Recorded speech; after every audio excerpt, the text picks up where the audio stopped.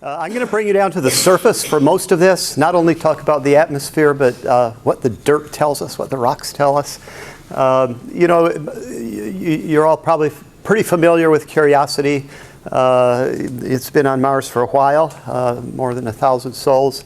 But it's still fresh, it's still going. I mean, every couple of days we dial up the JPL site for Curiosity, and fresh images come in of places that no human has ever seen before. So it's still really a thrill. So I'm going to start off, just kind of refresh everybody. I'm going to talk about MAVEN a little bit at the end, but you heard a lot of MAVEN yesterday, so I'll kind of talk about what we do on MAVEN. But start off giving you a little bit of the context of the Mars program and Curiosity and why we do all this stuff. And you pretty well know this drill. We're looking for, was Mars ever alive? Earth, of course, has a moon, which is a big deal. It stabilizes it. On Mars, the obliquity changes. That's a big deal. And Mars is a lot smaller. And of course, Earth is just teeming with life. And big question driving the program: did life develop on ancient Mars? Did it adapt, and so on? And so the MSL mission was a lot about not setting folks up for disappointment, like Viking did a little bit. We're going to go find life. If you don't find life, then you're a failure and you don't get another mission for 40 years. And so the objectives of this mission were really, let's look at habitability, let's be systematic, let's look at ancient environments and kind of the parameters of life. Are the elements all there? Are the energy sources there? A big deal, how long, we know water was there. I mean, you just see these ancient streams, but for how long was it there? Really, was it long enough for life to emerge and survive? And so this is a NASA headquarters slide you may have seen. And so they view the program as kind of exploring habitability, transitioning into seeking signs of life. And what the science community has put in here is, let's just bring a sample back to Earth. That's one of the prime objectives. And so the science rover, launching in 2020, is designed to cache samples for future return. We rely with Curiosity a lot still on Mars Odyssey. It's one of our relays.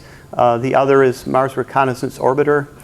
Mars Reconnaissance Orbiter is also just tremendously valuable for understanding what's ahead of us and what sites to go to. It's what drove our site selection.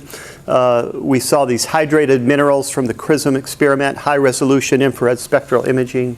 And so we rely on our orbital assets really to point us in the right direction. But then you don't really know what's there in terms of an ancient environment till you get down to the surface. Not going to talk about InSight. It's measure the earthquakes on Mars, basically, the interior. And we actually have an instrument at Goddard on the European ExoMars rover. Their claim is more explicit. We're going to look for life. And so we have a mass spectrometer with a laser ablation source that our German colleagues are providing. And the French are providing a gas chromatograph. And we integrate the two ways of looking at gas on Mars with a small mass spectrometer, which our group is busily building. So I'll get to MAVEN in the end. You heard a lot about it, but here's Curiosity. You've all seen this. Get at biological potential, geology and geochemistry, role of water, and I don't know if you were doing the Curiosity dance. I suppose it would be something like this. Look around, zap a rock. But we really do a lot of survey along the way. We can zap a rock, of course, with ChemCam on the mast. We have a weather station. We have an elemental analyzer called APXS on the arm there. And then when we want to get serious about really looking at the chemistry and mineralogy of a sample, then we can drill or scoop. We get that sample into two instruments in the interior of the rover. We have one of them called SAM, and the other was an X-ray diffraction experiment that Dave Blake of Ames is the PI on. So just a little bit of background. Gale Crater, why we went there. Well, there were about 50 sites, and everybody argued endlessly about them for years. What's the best place to go to? You had these beautiful deltas in Eberswalde. These are the final four. Holden Crater, again, an ancient lake bed. Marth is interesting because it's probably even earlier than any of these sites. It may have been from very early Noachian Mars, and it's a site that got eroded away. So the very earliest history that you can get to on the surface could be there. And the great thing about Mars, and this is a Ken Tanaka geological map, you know, unlike Venus, unlike Earth, where you have plate tectonics burying all the evidence of ancient stuff. On Mars, a lot of it's on the surface. About half of the surface of Mars is really, really old, you know, 3 billion years more or more old. And that's kind of the dark spots on this geological map. And plate tectonics froze out early, so ancient Mars is right there for us to explore. So Gale is kind of this 5-kilometer mound in the center of what's a safe landing site. And there are lots of interesting layers on the rock, I said, that we would see from CRISM on MRO. And this is a alluvial fan that's kind of highlighted here, water flowing down from the rim of the crater, forming that environment. And so the thought is, based on crater dating and everything, that you know, the history of Mars is something like this. There was probably a late heavy bombardment sometime around or just before 4 billion years ago. And, you know, the map I just showed you is based on that cratering statistics. But another kind of way of understanding the evolution of Mars or the global changes of Mars are in the mineralogy. So early on, things were wet. Very wet, you formed clays, you might have kind of had a neutral environment, but then all these bombardments happening. And then as things changed, you had a lot of volcanism, and Biebring and company have kind of painted this picture based on spectroscopy from Mars Express. So you had a lot of sulfur deposited on the surface, and then Mars slowed down. You know, on Earth you have your boring billion years. On Mars, you know, from some time 3 billion years to the present, Mars kind of oxidized away and not a lot of fluvial activity. That's kind of a bit of a picture of what the history of Mars is. And Gale Crater probably formed about 3.9 billion years ago based on our current chronologies. And then over the next few 100 million years, then how the crater got evacuated, how the mound formed is still a matter of great discussion, but we're trying to find out what that environment was like. So there is Curiosity again, launched in 2011 down at the Cape. How many of you were there? Nobody? It was pretty exciting. On an Atlas V. Our invitations must have gotten lost. Yeah. We had a descent imager, so you know, that was taking movies, and of course everything was black until the heat shield popped off, and then started taking pictures all the way down.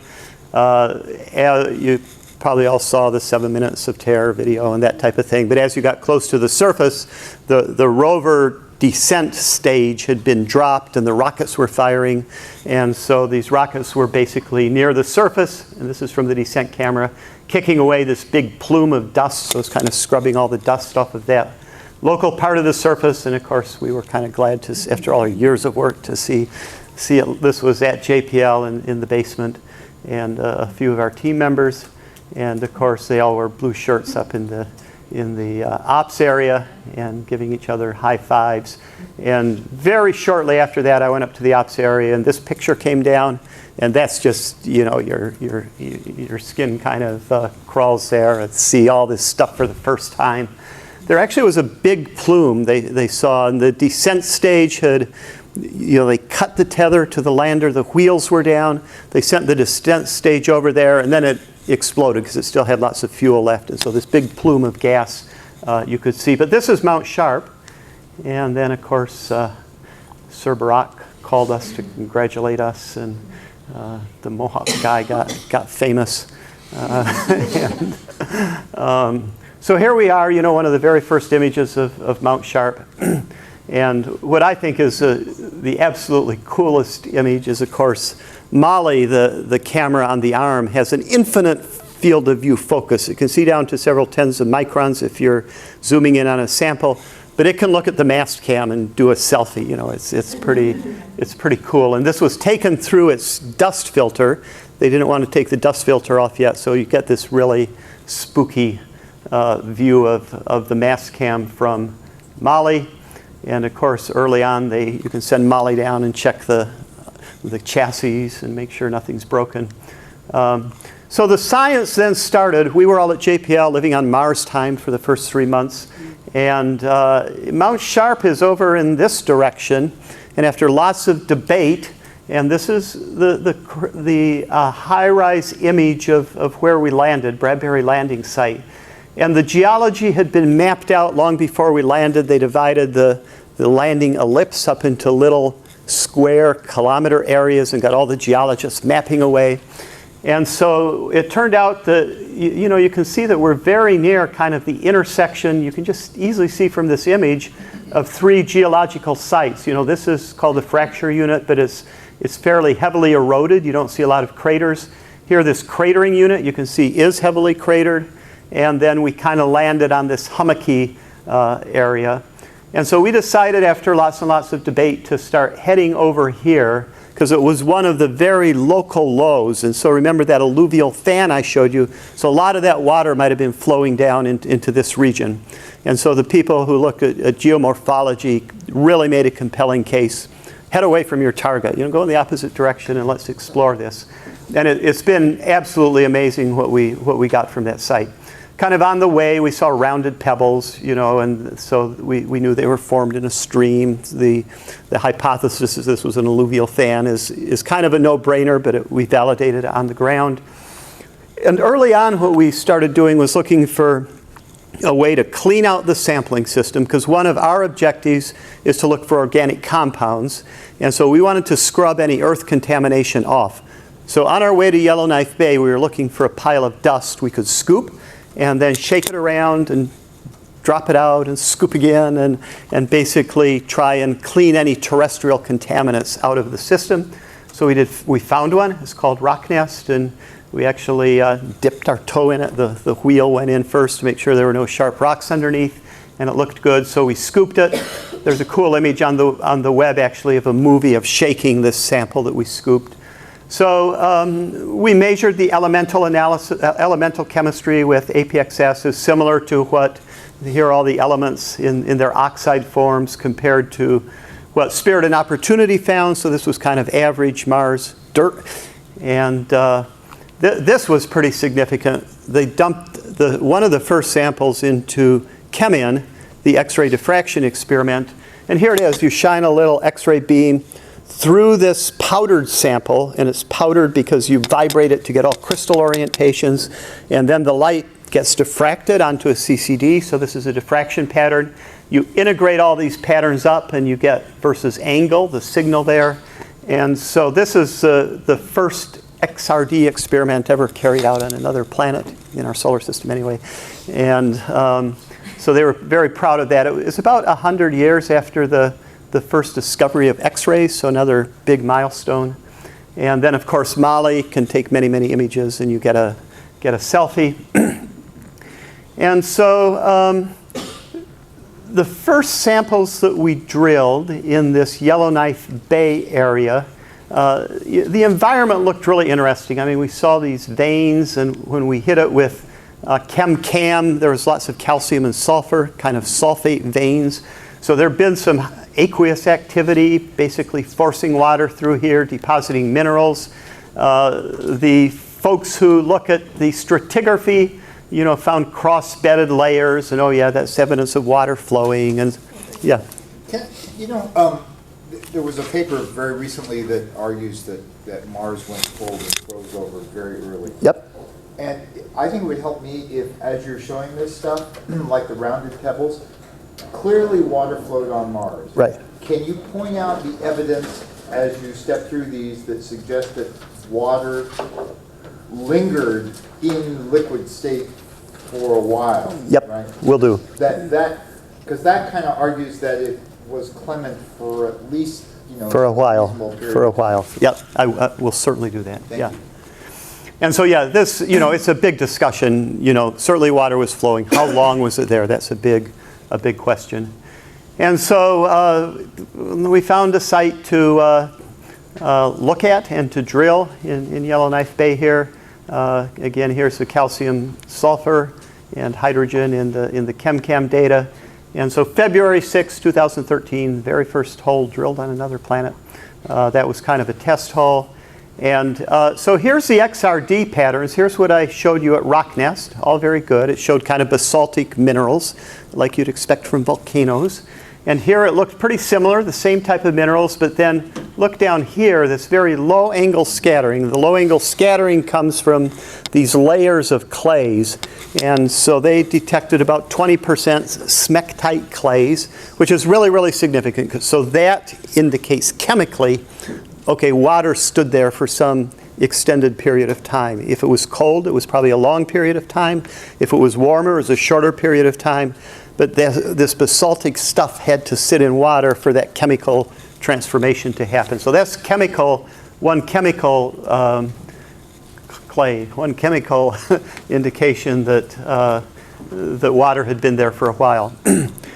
So to talk about this a little bit more, I'm going to tell you a little bit about what the experiment that IMPI SAM does.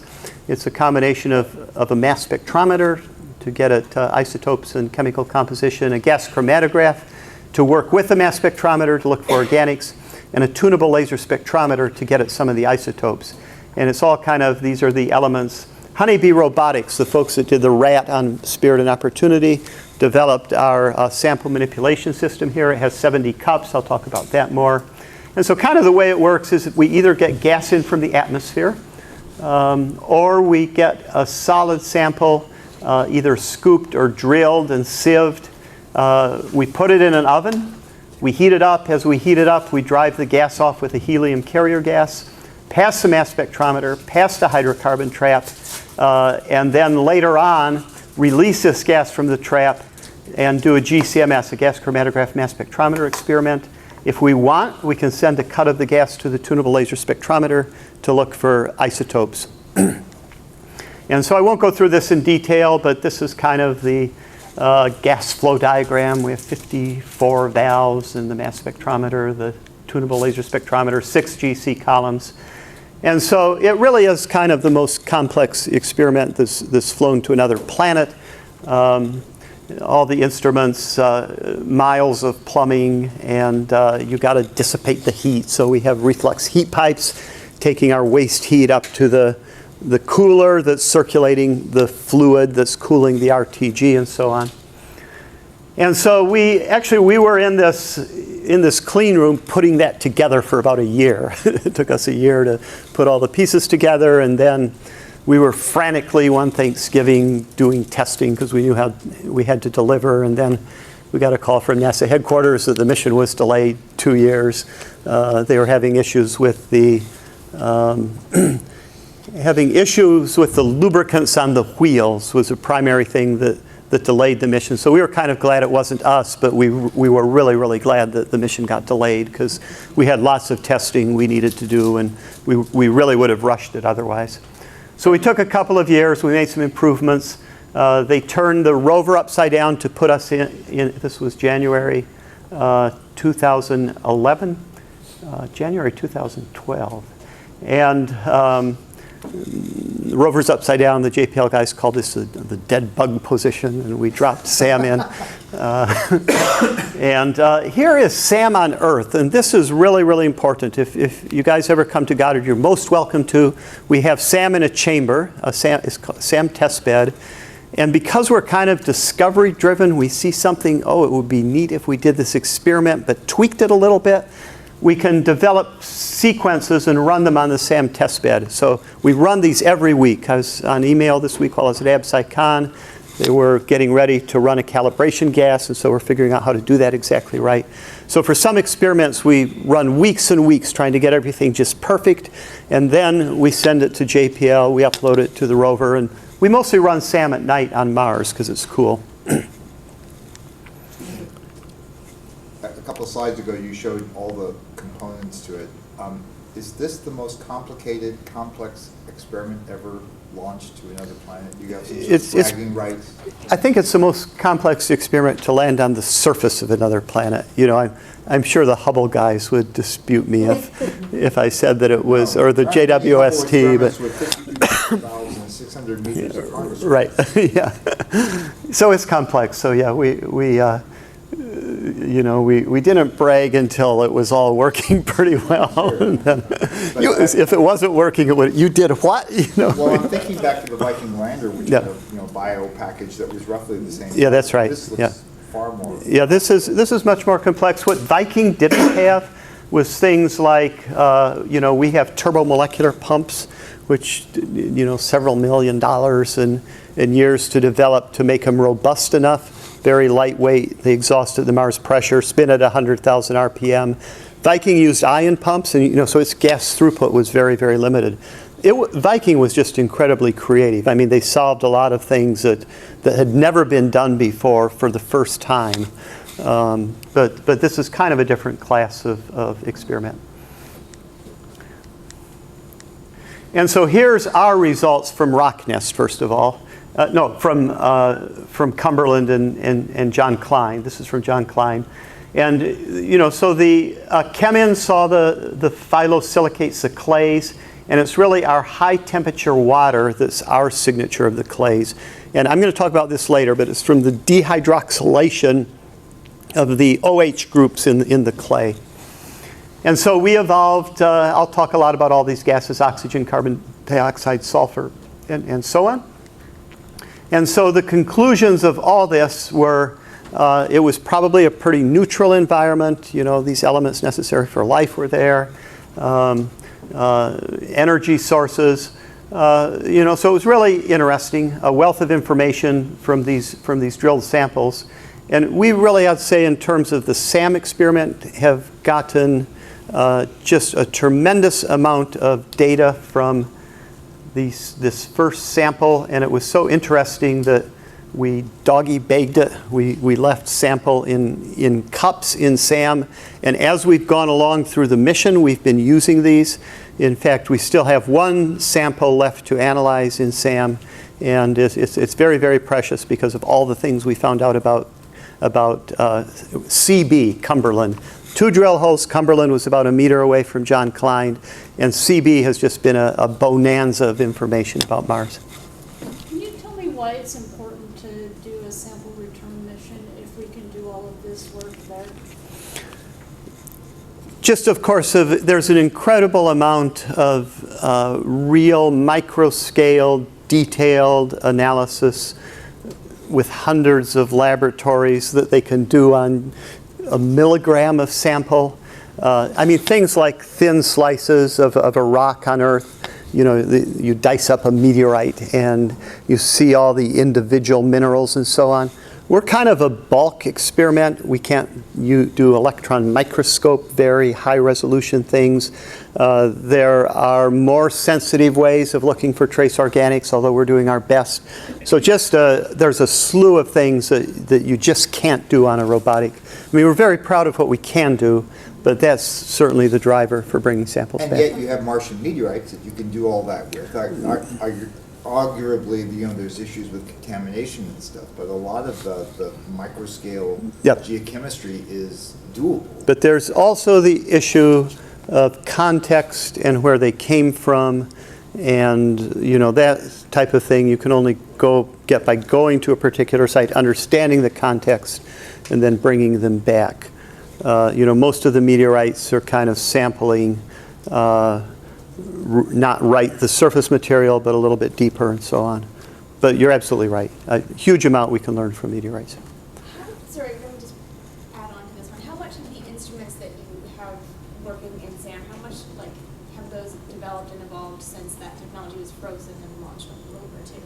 How much have the instruments developed since we launched? Yeah, for example, I understand the question. New instruments and stuff all the time. Yeah, no, that's right. There are more advanced mass spectrometers. We could have flown. We might propose now to fly higher resolution and that type of thing. The tunable laser spectrometer. They've made improvements that can measure things more precisely than than we're doing on Curiosity. So yeah, analytic techniques keep advancing, and at some point, you don't want to push the state of the art too much with NASA headquarters, or they'll say, you guys can never do this. I just imagine having the sample at Goddard as you develop those things, and just be like, oh, let's take a little piece of Mars, and then it's not. That's right, yeah. that'd be, No, absolutely. that'd be awesome. So this is now, that was way back when, a couple of years ago when we drilled the February 2013, when we drilled this hole. And here are 4 more of the 5 other holes that we've drilled. We're up in Pahrump Hills. We're more than 10 kilometers away. And we've been analyzing not only these samples, but we've taken lots of atmospheric samples along the way. And I'll talk a little bit about that. So it's a little, you know, it doesn't tell the whole story to show all the drill holes, because we, for example, with Cumberland, we've analyzed maybe a dozen of Cumberland samples. So we've really looked hard at the samples that we do have. So here's the Yellowknife Bay, Cumberland, John Klein drill sites. Here's one that I didn't show in the previous slide, Winjana, this drill hole. And we spent the last few months in this area up in Pahrump Hills. And so the stratigraphers do what they like to do on Earth, you know, walk a section first, and what looks interesting, then you walk down the section and you look more carefully at things that you want to explore in detail, and then you go back up again and really get samples from the things that are most interesting. And so that's what we did. We went up this stratigraphy and then down the stratigraphy and then up again. And to get at your question regarding the duration of liquid water, so ever since we've been at Yellowknife Bay, up to here is more than 50 meters. And the stratigraphy all the way up and down is evidence of water flowing and forming these top sets and bottom sets and the types of things that the stratigraphers know are from flowing water. So, you know, the question is, you know, were the lake levels changing, or was the lake episodically filling up or not? And so the conclusion really with all these layers and just not stopping showing the effect of water was probably this lake had to be, you know, water had to be at least episodically there for millions of years. That's kind of That's not the kind of deposition you would get if you filled the lake with water, it froze over at the That's top, right. and then just sat there. That's right. That's correct. So it was filling up and evaporating and lots of things going on. In fact, there's some layers where evidence that wind processes were forming, so the lake might have dried up a little bit, then the wind formed some features, and then the lake filled up again, that type of thing. How many of those layers, like the sandstones, could be aeolian? Most of them are not. I mean, that's what I'm not the geologist and the stratigrapher, but that's what the kind of the consensus opinion is. Mostly water, yeah. So you might not be able to answer this question, but how do you describe the names? Yeah. So we have a name committee, of course, and so you know, it helps if you've done something good in your lifetime and then you died.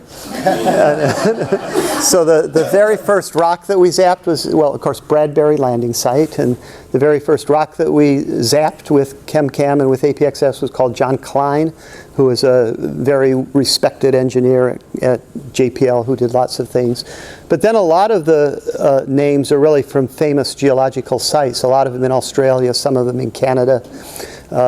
You know, we named this Yellowknife Bay area Peace Vallis, and I remember one night we were all voting on names, and I said, come on everybody, let's give peace a chance, and they named it Peace Vallis.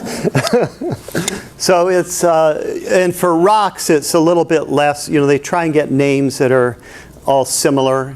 You know, for example, you can get a list of your favorite scotches, and then you can just name the rocks after, you know, you can name a rock, and then it's kind of an informal name, you know, it's not blessed, but it lets the team know what you're looking at when you're having conversations. Google searches. Yeah.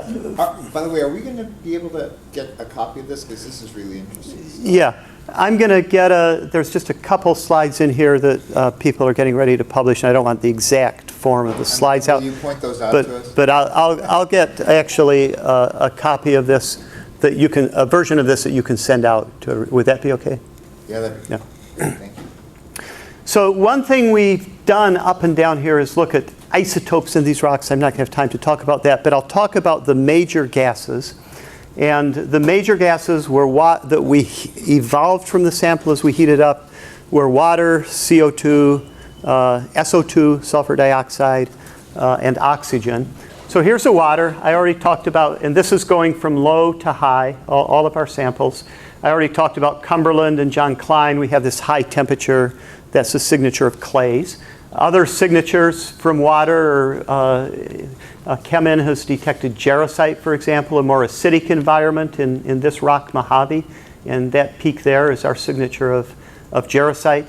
And here's the amount of water in percent in each of these samples. And actually, this is relevant for human exploration because you get not one, not two, but 3 dozen bottles of this size in a cubic meter of water. One of our team members basically did that calculation. Sulfur dioxide comes out at higher temperatures, and that's from sulfates, many of which APXS or Chemin doesn't see, because a lot of what we have on Mars is amorphous, it's not crystalline, and so the X-ray diffraction experiment can't see it, but we see it up here at these high temperatures. Oxygen, a kind of big discovery. Phoenix had discovered perchlorates, and there's evidence that Viking probably also, some of its chlorinated compounds could have come from perchlorates. And so we see this evolved oxygen coming from the decomposition of perchlorate. Perchlorate is something like that, chlorine, 4 oxygens, 2 of them around an anion, a cation. And the cation here, as we went up the section, was probably changing. Iron perchlorate is down here at lower temperatures, and these other perchlorates are at higher temperatures. So that's kind of evidence of a changing cation. And of course, we always... Why would that be? It's just because of the decomposition temperature depends on how big the cation is. And we do this in the lab all the time. We get all this stuff and we heat it up in a SAM-like environment. And so we get curves that can tell us, where the peak is for...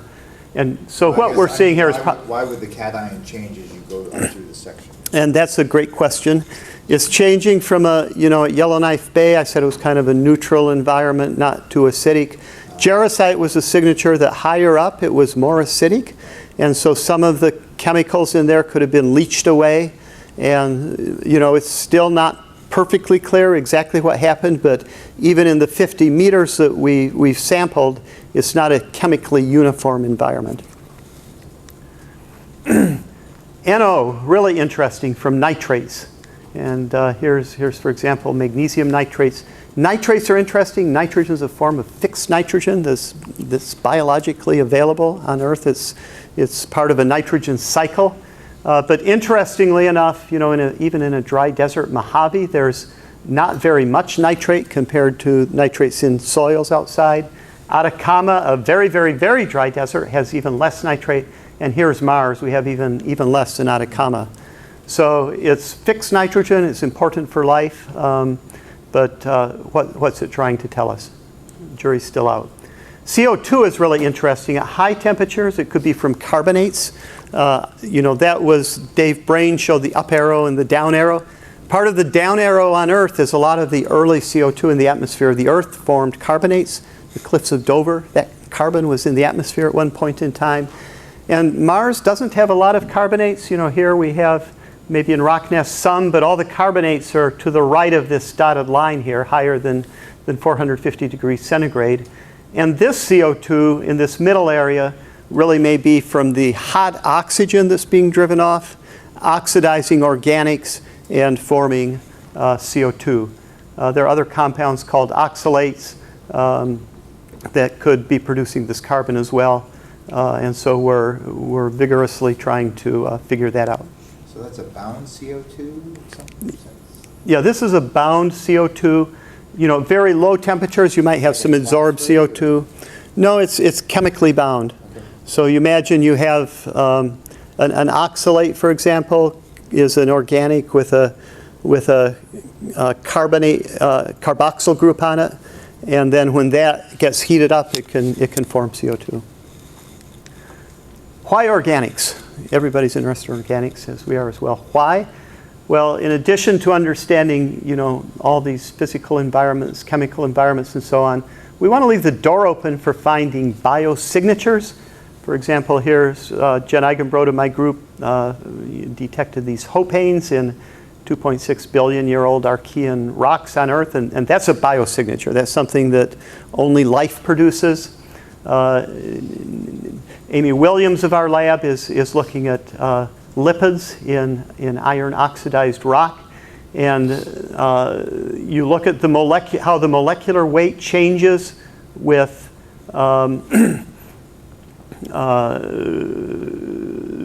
in this case a elution from a GC column.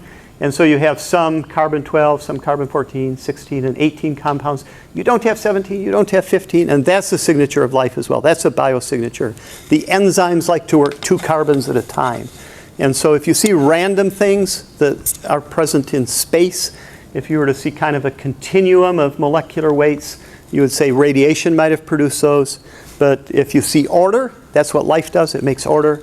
And so we're trying to leave the door open to detect those, but there's a problem. And the problem is, if you're near the surface of Mars, you have to not only form organics, but you have to preserve them. You have to take the organics that might have been there from life or falling in from space or whatever. You have to concentrate them.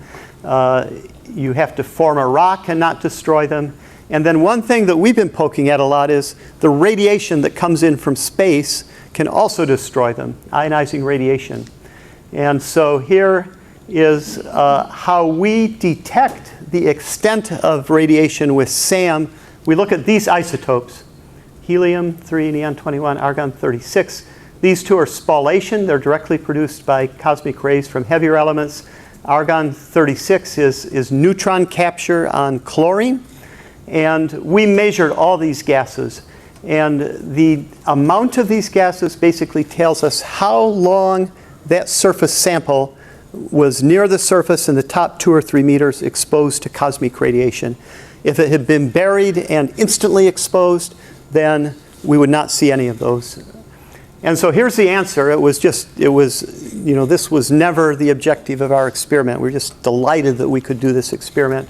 We found that based on those 3 isotopes, and they all provided an independent measure of age, that sample had been exposed to radiation for 80 million years. It's pretty young, but it's still long enough to do a fair bit of damage to all the organics. And then the other thing we happened to do in the same experiment, this was really a cool experiment, we measured the argon-40, and you may know that with potassium-argon dating, you have decay of a potassium isotope. The decay time, that clock, is 1.2 billion years old. The half-life is 1.2 billion years old. So when you form a rock and you start trapping the argon, then the clock starts. So if you have a big volcanic eruption, everything gets hot, then your clock starts. And so APXS measured the potassium in the rock. We measured the argon-40. And it turns out that when you do the very simple math, the rock formation age from that Cumberland sample was 4.2 billion years old. So we measured the exposure age is 80 million, very young. The rock formation age is 4.2 billion. And that's kind of consistent with the geology. Remember I said the crater might have formed 3.9 billion years ago. Kind of the dating of the craters on the rim are very consistent with that 4.2 billion years. So what happened was there might have been a rainstorm, and some of that stuff got washed down into the crater. That alluvial fan formed and basically locked in the potassium and argon. And so this whole strategy of understanding radiation damage really ties to the search for organics. And so if you damage organics in the top little bit, you either drill deep, and that's what we're doing on our ExoMars mission. We're trying to drill 2 meters deep. Or what you do is you find a scarp that's eroding away. And of course, if you sample near the base of the scarp, then the exposure age will be a lot less. So if you have organics there, go find a scarp and go sample at the base, and you might get lucky. We did find organics. We found some chlorinated compounds, chlorinated alkanes, and chlorobenzene. looks like this. Here are all the organics that we discovered initially. We heated the sample, we drove them off, we did our gas chromatograph mass spectrometer experiment. Here's a blank, nothing down here. Here's our chlorobenzene. We had to, you know, the reviewers of our papers didn't understand how complex SAM was, and well, can't you go back and get another sample and reproduce this? And you know, we were well on our way by then. But we eventually persuaded them, and we published this. This is JGR Planets. They put our organics on the cover. And so it's significant in that it's not a biosignature, but it's significant in that you can find a place on Mars where you can dig even a shallow hole and find some organics preserved. So we were pretty happy with that. Now we have 9 cups in SAM which have wet chemistry experiments. And the idea is to keep the door open for those biosignatures. And I showed you a couple of examples of biosignatures. And the way that works is many of the organic compounds that you're interested in for life, like amino acids and proteins and sugars and all that type of thing, they don't make it through the GC column. So what you do instead is you chemically react those polar compounds with a derivatization reagent. And Arno Bush made up this cartoon. It gives it wings. It makes it volatile. And it goes through the GC column, and you can detect it. And so we have 2 types of reagents. One is this reagent, and 2 cups, 7 cups have this. 1 cup has this.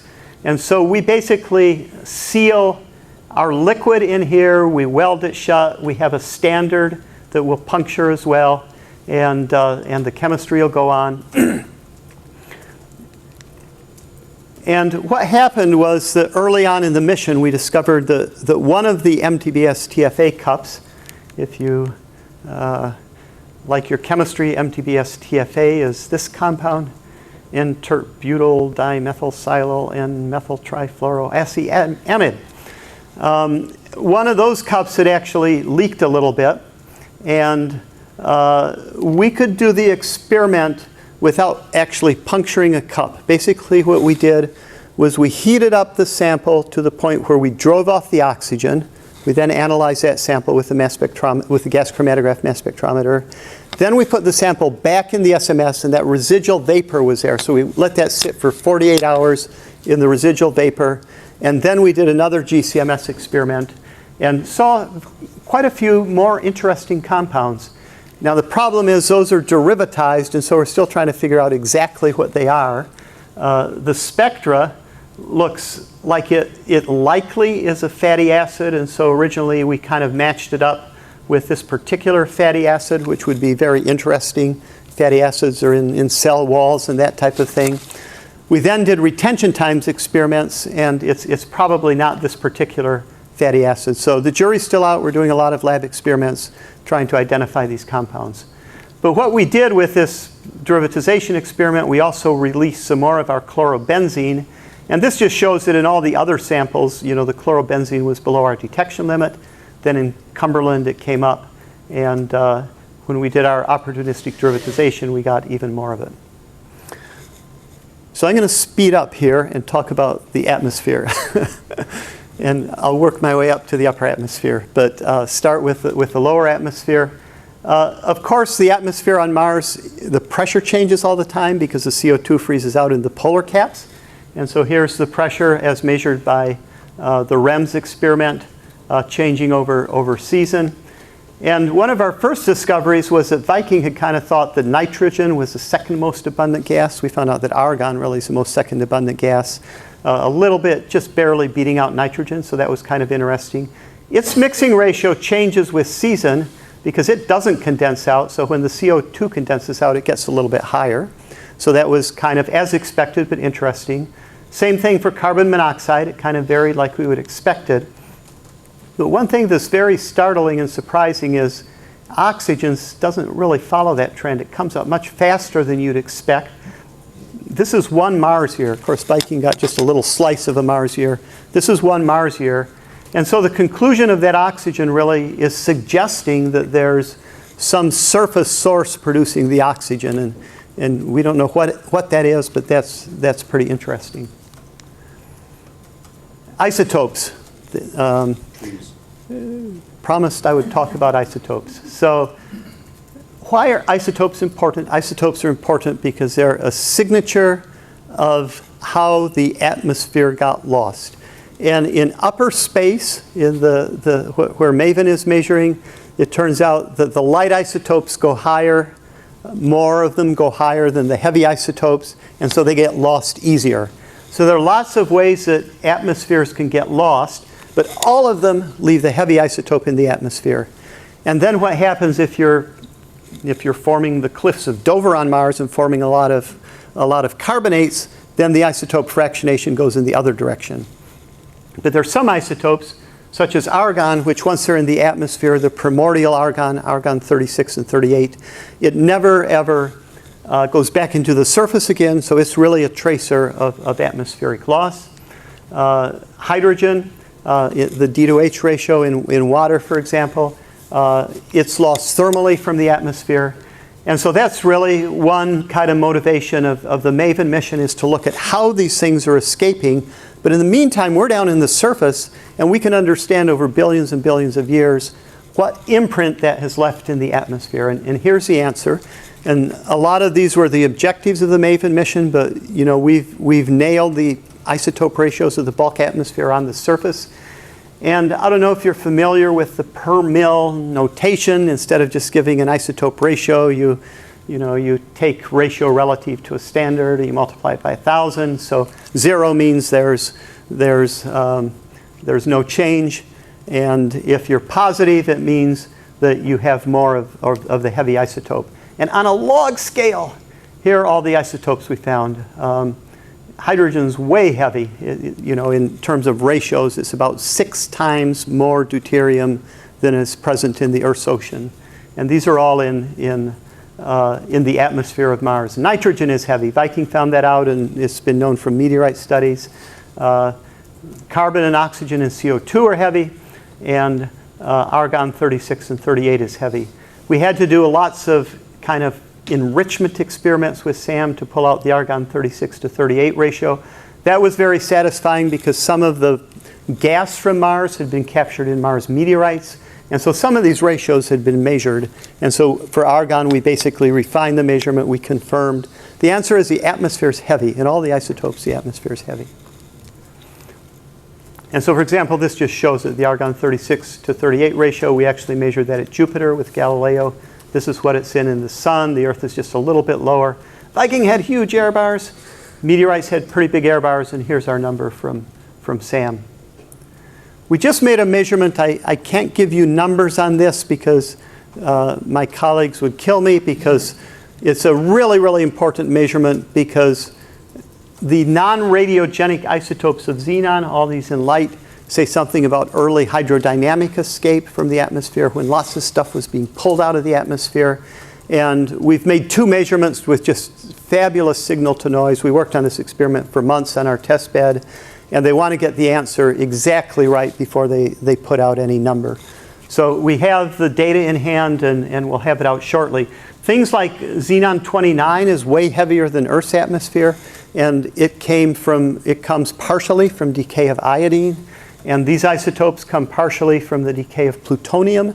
So the comparison of these isotopes tells us something about how those elements were formed very, very early in Mars history. The decay constants are tens of millions and hundreds of millions of years here. So it's a really fundamental measurement. Viking just barely detected it. They found out that 129 was heavy compared to 132, but they didn't make precise measurements.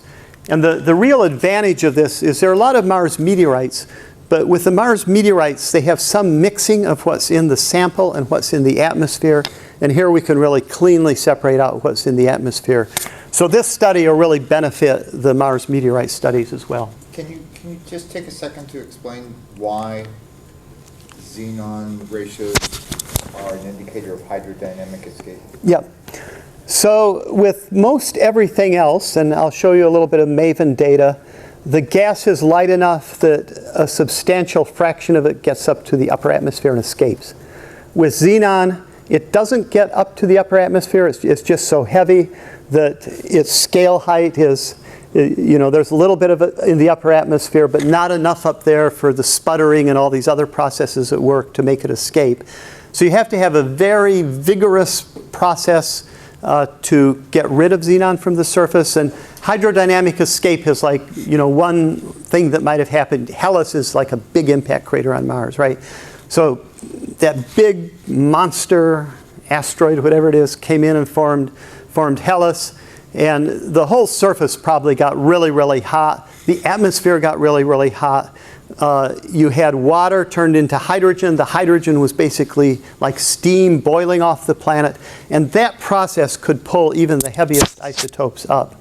So the thought is that, the xenon isotopes are an indication of these very vigorous processes, either caused by impacts or very intense EUV early in solar system history that could have helped some of the xenon get fractionated. Because it is fractionated. We know from meteorite studies, it's the lighter isotopes escaped a lot more readily than the heavy isotopes. So let me play that back and see if I got it. If you have like genes escape, Right. you're going to get fractionation. Deuterium to hydrogen will increase over time. Yep. Xenon will be unaffected. That's right. If you have hydrodynamic escape, bulk escape, That's right. you will not get D to H fractionation. That's but the right. xenon is Bingo. an indicator that you had hydrodynamic escape. Right. Yep. Absolutely. Yep. So another one of the coolest things we did is design an experiment to get the D to H in these hydroxyl groups in the Cumberland clays. And the way we did it was we got rid of all this interstitial water by heating it up, step heating it, pumping it away, pumping it away, pumping it away, heat it up to 550. Then we heat it up and these hydroxyl groups broke apart. And these really were the D to H of the water that formed those clays. And what's the answer? The answer is, well, here's Venus way up there, here's Mars' atmosphere, here's Earth's ocean. Turns out we measured that at Jupiter as well. But Mars and the Earth probably started off at the same level. Mars has evolved up to this point, and 3.3 billion years ago, which is when those clays formed, this is a number there. And so by extrapolating back in time, you can kind of predict that we see if Mars was a sphere and you globally distributed all the polar ice into water, it would cover the planet at about 50 meters. At least 2 or 3 times that amount of water was present back when Gale Crater was forming.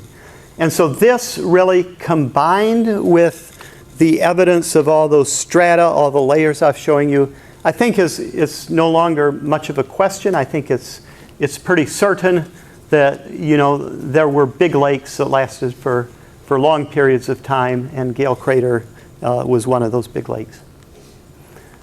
Wind it up here, running out of time. Methane, as my colleague Chris Webster calls it, methane, because he's from the UK.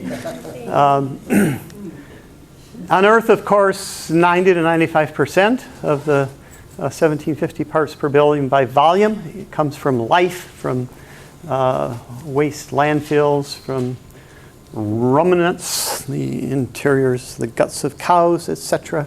From wetlands, a lot of rice paddies and that type of thing. Termites, big percentage there, really interesting. And on Mars, well, you could get methane from life, microbes. Early on, when you had a water environment, that methane could have been stored and makes its way to the atmosphere. But water-rock reactions also can give rise to methane. It's called serpentization. You form hydrogen, you form methane. That could be released with volcanoes. If you had things flying in from space like comets, they might make methane as well. You might have ultraviolet radiation hitting the meteoritic stuff that's on the surface, and that could make methane. So there are kind of lots of ways of producing methane, but of course everybody's really interested in it because it could be a biosignature. And so we get lots of attention. Of course, the Goddard folks had reported, this actually was a science title. And when we reported our early no measurements, then that's what Science Express came out with. And this is spectroscopic observations for Mauna Kea that Mike Muma had reported from 2013 observations, kind of one of a time thing. He never reported seeing that again, although they've looked very hard. And so we reported no methane, and here Vanity Fair said, well, Curiosity didn't find methane on Mars, but didn't really look. And so we really looked, and sure enough, about mission Sol 450 or so, there was a time period of about 60 days where we made 4 methane measurements, and they all popped up high. Still not a whole lot of methane. These are an average kind of 7.2 parts per billion. And so we now are reporting that we have an average methane of less than 1 part per billion. It's there. And this episode, maybe 2 episodes, but certainly 1 episode where it appeared in the atmosphere. Why? We don't know. That's a topic that lots of people are thinking about. And of course, Kevin Zonley, who was originally a skeptic of the remote sensing measurements, gave a talk just before mine at AbSciCon on Thursday, and so he's poking very hard at could there have been a rover source. We're very convinced it's not, because we've looked at this very hard. But winded up here with just 2 minutes on MAVEN. Now we're up in the upper atmosphere. So we have a mass spectrometer on the boom here next to our good neighbors, the IUVS. And we basically measure gas in one of 2 modes, either gas that thermalizes in a source or gas that comes in here and doesn't interact with any surfaces, so we can measure things like atomic oxygen and atomic nitrogen. In this source, they just recombine. So here's actually a spectra from the open source, and here's your atomic carbon, atomic nitrogen, atomic oxygen, CO2. This is about 180 kilometers above the surface. In this case, CO2 is still the major gas. If you get just another 20, 30 kilometers higher, then oxygen is the major gas. And we follow these. We're now well over 1,000 orbits. We follow these as we dip down into the atmosphere. And here's some of the major gases. What's really interesting is look at all this structure. That was something very unexpected. And here I plotted on a linear scale. And these are waves propagating up from below. They call them gravity waves. As the air flows over a mountain, for example, it creates a density wave which propagates up. And we see this all the time. It makes analyzing our data a little bit complicated. You get circulation effects, like you might expect some of the light gases to be maximized at closest approach, but things like helium kind of blow over to the night side. This was seen on Venus. We're seeing it on MAVEN as well. And we're measuring ions. And here's major ions or molecular oxygen. Atomic oxygen comes up, and then it dips down as you get closer to the surface, and so on. So we cross-calibrate our measurements with the Langmuir probe. Won't go into the details of that. There's just really a forest of ions. These are many of the ions that we're reporting. And so we can map these out over the orbit. So here's molecular oxygen on the day side. And some of it even persists into the nighttime, you can see there. And these are many of the other ions that we've mapped out over the orbit so far. And I'll end up here over my hour, but it was just an amazing coincidence. Siding Spring came by just after MAVEN had gotten to Mars. It was just incredible. Siding Spring missed Mars, but on October 19, we all got behind the planet so that as a comet passed by, we wouldn't get damaged by any dust traveling at 54 kilometers a second. And this is a Hubble picture of the comet and Mars, just incredible. Lots of dust grains from the comet impacting the atmosphere at 26,000 miles per hour. And the ions that were created in that impact, we picked up a couple days later, a couple orbits later. Here we were turned off, we turned on, and then 3 orbits later we saw this big spike in ions. This is iron, and we knew it was iron because we look at the isotopes.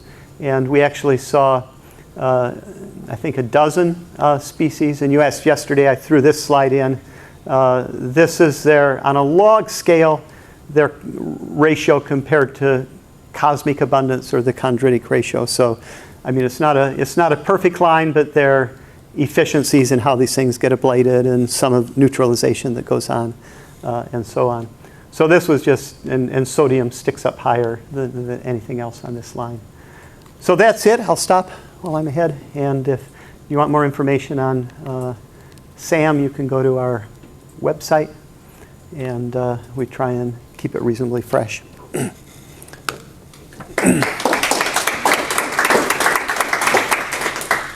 Probably a little bit of too much information for one.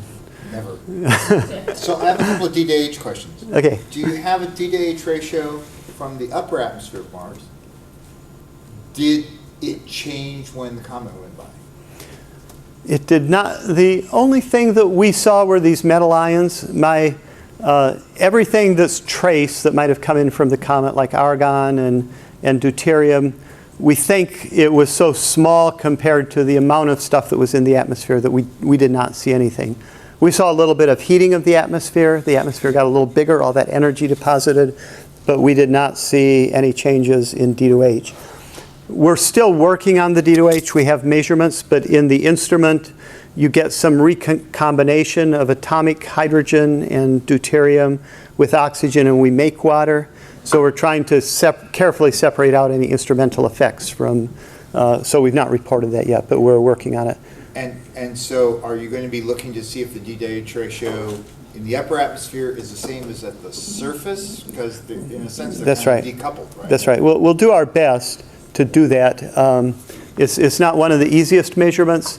The D2H in the atmosphere now is being mapped out spectroscopically from Earth very nicely. Some work that Geronimo Villanova at Goddard is doing from Keck Observatory. And they think that it changes as water goes down to the surface, you get some fractionation, or as you form clouds, you get some fractionation. But they think the best atmospheric value is when the polar caps are evaporating, and they're now reporting a number. We measured about 6 times Earth's oceans in the atmosphere from Curiosity, and they're reporting what's coming off the polar caps is about 7. And so it's consistent. I was going to ask about going back to you talked about cosmic radiation and how that can damage organics, and I gather that one of the other things that's thought to be potentially damaging for any organics that could be there are the abundance of perchlorates in the soil, and I was just going to ask if you could kind of update us on what the latest what are. So perchlorates by themselves are not going to, microbes will happily munch on perchlorates. Perchlorates are a lot on Earth. They're very trace amounts in the desert, probably produced in Atacama and so on, probably produced from atmospheric processes. And then, the people that make fireworks and rocket engines, they have a lot of waste, and that's where a lot of perchlorates are. And microbes kind of thrive. They're microbes that like perchlorates. It's difficult with our heating technique, not our wet chemistry technique, but our heating technique, because where the chlorates decompose is about where you would expect the organics to be coming off. And so the organics, as they're coming off, just get kind of oxidized by the hot oxygen. So it's really a matter of the techniques that we're using are limiting our ability potentially to see the organics that may be there. There's a good question though. What does the radiation combined with the oxidizing perchlorates do? It's quite possible that the radiation may produce hot oxygen that kind of also munches up the organic compounds as well. So one last D-to-H question. You're using this enhancement of D-to-H 6, 7 Right. as an indication that there has been water loss through fractionation over billions of years. Right. How do you factor in the possibility that much of the water that Mars has, maybe disproportionately so, came from comets which have a naturally very high D-to-H ratio? How do you know that the water on Mars, unlike the water on Earth, wasn't predominantly delivered by comets? Right. So Toby Owen, who's on our team, has been a proponent of that idea for a long time. There's certainly meteoritic indications that very, very, very ancient Mars meteorites the D to H was very similar to the Earth's oceans. Now, it's certainly possible that that got reset sometime along the way. I think the question of if a fresh comet came in, how much would actually get deposited versus how much goes back into space is still not fully understood. But I think we can't eliminate that possibility. I think it's a simplistic way of trying to extrapolate back in time. And if you're right, if there were no exogenous sources, then, and if the atmosphere hadn't changed too much, then that extrapolation might be good. But I don't think we know for sure. I think you're right. Yeah. Okay. Sorry. So you talked for a moment about the ground-based methane measurements. Could you say a little bit more about what can be done with ground-based measurements and what can't, and how they can be complementary to what's done? Yeah. So the big controversy with ground-based is, even though these folks go to the top of Mauna Kea, where you get above a lot of the atmosphere, there's still, maybe 1,000 times more methane in the path. The sun goes to Mars and you get the absorption, and then the light comes back to Earth. And so what you have to do is rely on the Doppler shift in those spectral lines when Mars is going away from you or coming toward you. And it turns out that the spectroscopist, and particularly Kevin Zonley, has suggested that there might be an interference, that what they're really seeing might be a terrestrial line. And so that's the difficulty. And they've only measured really 2 lines. If you had 3 or 4 or 5 or 6 lines and they were all Doppler shifted, you could do it. But the interferences from the Earth's atmosphere with everything that you have in the Earth's atmosphere, water and everything else, are so big that you can't do it right. So Mars Express claimed that they measured methane, but they have really, really poor spectral resolution. Mauna Kea has very high spectral resolution. And the answers that came from Mars Express, just averaged over many, many, many, many orbits, don't really agree with the localization that the Earth-based spectroscopy. So that's kind of another reason to question it. So Trace Gas Orbiter, which is supposed to launch in 2016, is supposed to have a pretty good methane spectrometer on there. The Indian mission MOM also had a spectrometer, but they're not reporting anything yet. Whether it's not sensitive enough, I don't know. But the Trace Gas Orbiter should be one way of really trying to understand whether there's methane there. I mean, we're not optimal at the surface because we don't get a global view. We don't contradict that. The other thing is photochemistry says, if you make methane and it's all over Mars, it should last 300 years because that's what photochemistry models predict. There's nothing contradictory in our measurements because if there was a little local source, it could be there for a while and then blow by. It wouldn't show up globally. So I think the question of whether it's there globally, you really need an orbiter or a measurement from the Mars Lagrangian point where you can get the whole planet in your field of view and high resolution spectroscopy. So I think depending on what ExoMars finds out, that might be a motivation for NASA to do a mission like that. That's why MoMA's observations are so controversial, because he sees a lot of methane That's right. localized over one area. The people who do global circulation models say there's no way, that can't be right. But, no. Well, thanks.